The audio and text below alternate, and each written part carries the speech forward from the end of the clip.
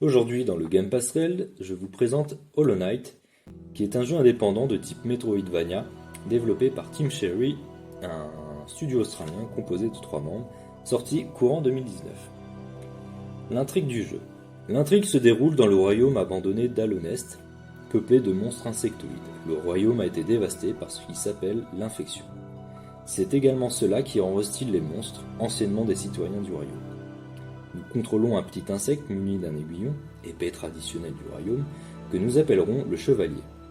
On comprend rapidement, malgré le mutisme du chevalier, que celui-ci est venu dans le royaume afin de mener à bien une quête. Je ne vais pas en dire plus sur l'intrigue, au risque de vous spoiler.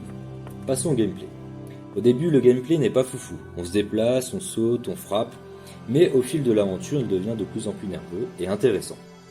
Notamment grâce aux nouvelles capacités. Le double saut, la frappe au sol, le projectile.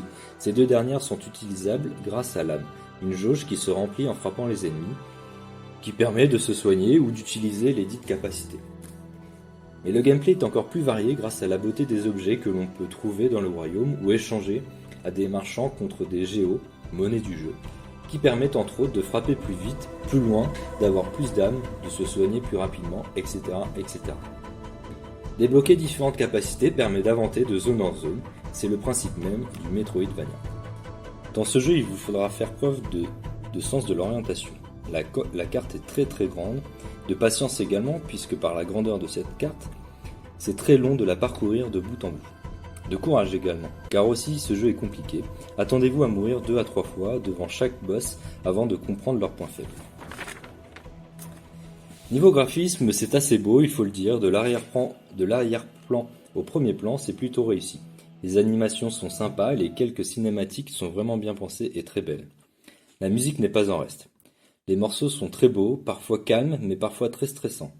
Le tout accompagné de sons réalistes qui favorisent l'immersion dans le jeu.